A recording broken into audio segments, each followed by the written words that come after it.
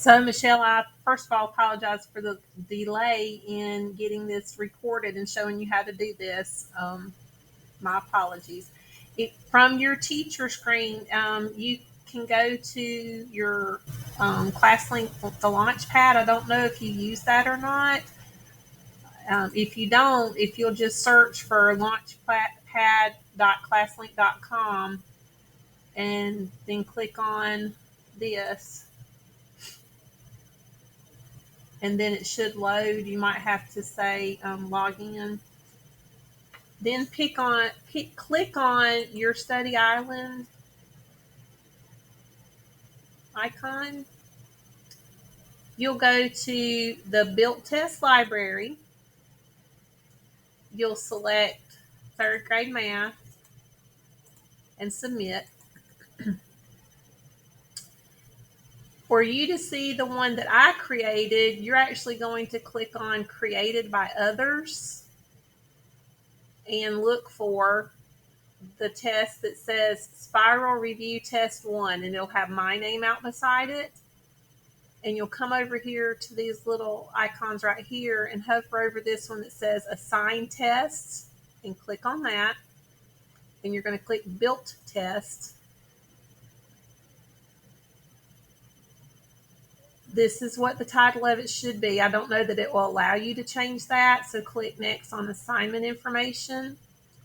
If you don't like the name of it and you want to call it something else, excuse me, this is going to be the day that you're going to assign it to the students, that you want it to show up on their student screen. I usually put it with the day I'm going to give it, and then this due date, I will stretch that out for like 30 days or so in case I have a student that's out. I want this assignment to remain visible on their student screen, and from what I was told, that's what will allow that to stay there. Activate the assignment, yes. I say yes, allow the students to view the missed report. I usually click no to randomize the questions so that they're all seeing the same ones in the same order. And then you click next for students. And this is where you were saying you should just be able to click your homeroom roster from off of PowerSchool, and it should have them selected, and then click save and exit.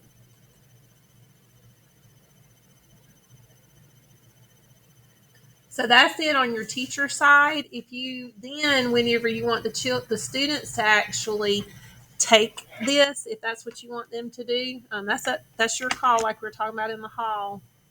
They're going to go to their ClassLink page.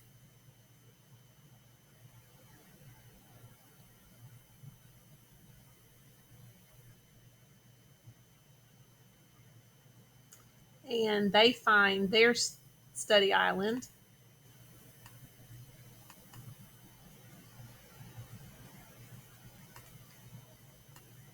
Okay.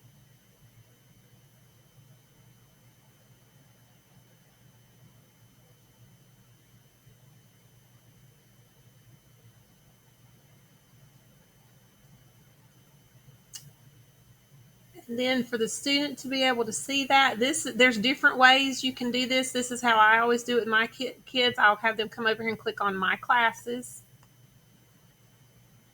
And then it'll show up. Yours might say homeroom and your name, and then they can click View Assignments.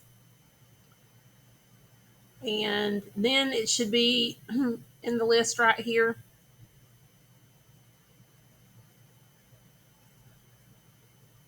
I thought I assigned it to this student. Maybe I didn't. But it should actually be in this list. When you assign it, it's going to be under Not Started, and they'll actually click Start, and it'll start giving them the questions. So just to show you what I was talking about having them check it, I'm going to just start this test with this student.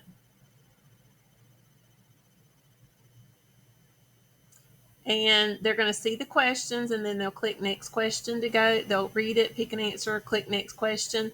You can come up here and click on whatever question number they're on. And when they get to the end, all of them should be gray. So that's the first thing this is when I had them come back over to me with their Chromebooks, and I was actually checking with them. Any of them that say unanswered, they would jump to that question and answer it. But if I could see that they had answered all of them, I was having them jump back to question one and go back and look at the question again, check their answer, make sure that's the one they want to pick, and just have them either go through next question with the button, or these buttons up here will take them from one question to the next. And after they're finished doing that, you're going to come over here and click Turn in Test. If you actually needed to pause the test for the student somehow, you would click Save for Later and just go back to that menu and it would be there saved. So turn in, and it's always going to ask you this question. It's just like a double check. And it scores it immediately, the different standards that you selected. And I had them, and here's going to be the score, the final score right here. I have them click View Missed, and this is where I was conferencing with them one-on-one, and we go through and look at it, and it would have starred if it was the right answer, X if it was not. And so that's how the student would actually take, review, submit the test, and get the score on it.